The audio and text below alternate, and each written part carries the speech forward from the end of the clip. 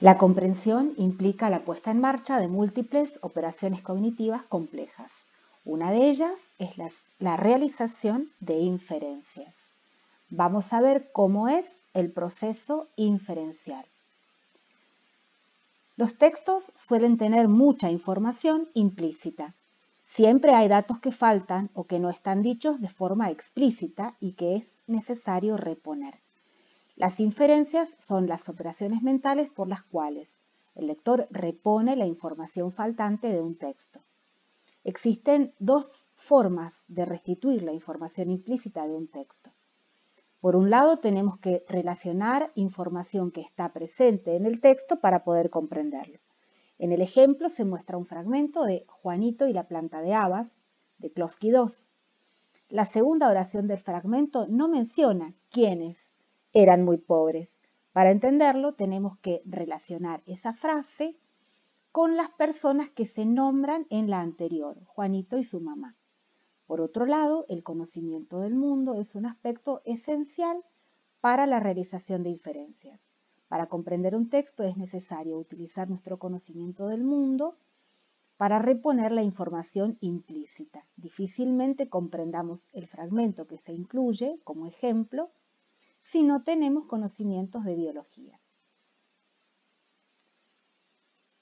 Para comprender este texto es necesario relacionar los pronombres me y mi con la información acerca del nombre del narrador, Mati. Para comprender este texto es necesario entender la causa del enojo del granjero y la preocupación de la mamá de Mía. Para hacerlo se debe relacionar esta información con todas las travesuras que Mía hizo en la granja, que son narradas a lo largo del cuento. Para poder comprender este texto es necesario relacionar muchas palabras entre sí. Se debe entender que veo refiere a Pedro y allí refiere al jardín del vecino. Manzano refiere al árbol de frutos rojos. Tiene refiere a ese mismo árbol y la hace referencia a la hoja del árbol. Para comprender el primer fragmento es necesario relacionar la información del texto con nuestro conocimiento del mundo.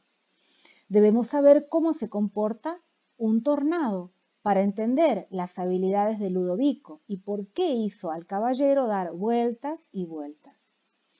Para comprender el segundo fragmento es necesario relacionar la información acerca de las chispas que salen de la cueva con eventos previos del texto. Es decir, recordar que el dragón se quedó encerrado allí y también con el conocimiento del mundo, ya que tenemos que saber que los dragones escupen fuego.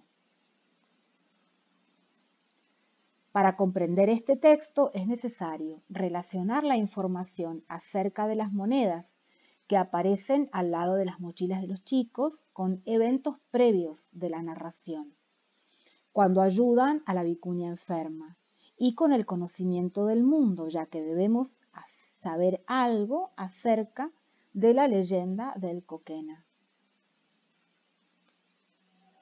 Para comprender este texto es necesario apelar al conocimiento del mundo, para entender la causa del miedo de los gatos.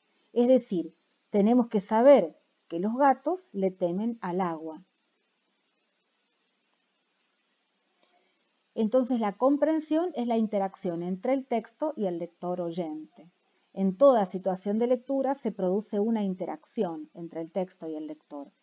Hasta ahora vimos solamente algunos de los factores que inciden en la comprensión ligados con el lector. Nos hemos referido hasta ahora al lector oyente, a la incidencia de sus conocimientos sobre el vocabulario, sobre el mundo y las estrategias de activación, inhibición e inferenciales. Pero la comprensión depende del interjuego entre las características propias del texto y los conocimientos y estrategias que debe poner en juego el lector, por lo que nos detendremos a considerar la incidencia de los textos. En esta parte de la clase focalizaremos en los textos narrativos de ficción. Un texto es una unidad lingüística comunicativa con sentido en sí misma que tiene lugar en el espacio y el tiempo, es decir, en un contexto sociocultural determinado. Debe cumplir con ciertas condiciones fundamentales: la coherencia, la cohesión y la adecuación. Ahora vamos a ver en detalle cada una de ellas. La coherencia es una propiedad que hace que el texto se conciba como una unidad de sentido global.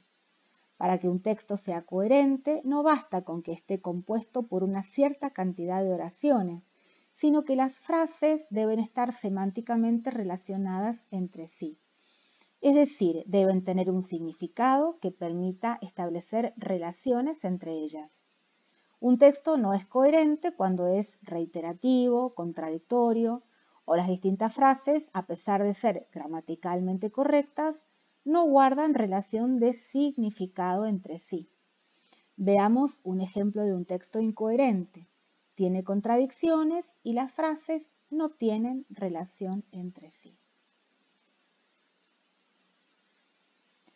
La cohesión es la relación de dependencia sintáctica entre las distintas oraciones de un texto. Está ligada a la coherencia, ya que es la manifestación de las relaciones semánticas de un texto a través de recursos sintácticos y gramaticales. Se manifiesta a través de distintos recursos gramaticales como el uso de pronombres, conectores y sinónimos. Veamos un ejemplo. Juan tomó 2 vasos de agua, estaba sediento. Este texto es coherente, hay una relación semántica entre el agua y el estar sediento. Esta relación se puede marcar con palabras porque. Juan tomó 2 vasos de agua porque estaba sediento.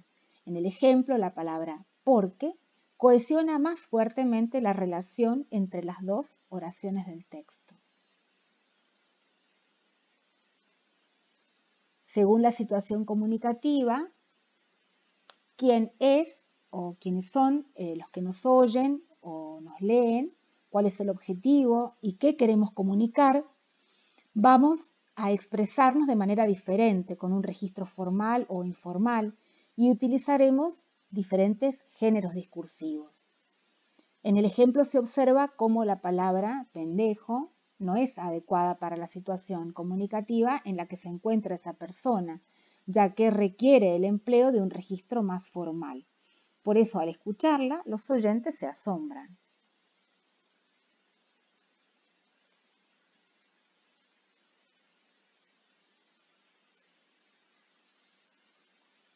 En una clase anterior comenzamos a tratar las primeras formas de narración, los guiones y las experiencias personales que hemos vuelto a retomar en otros módulos.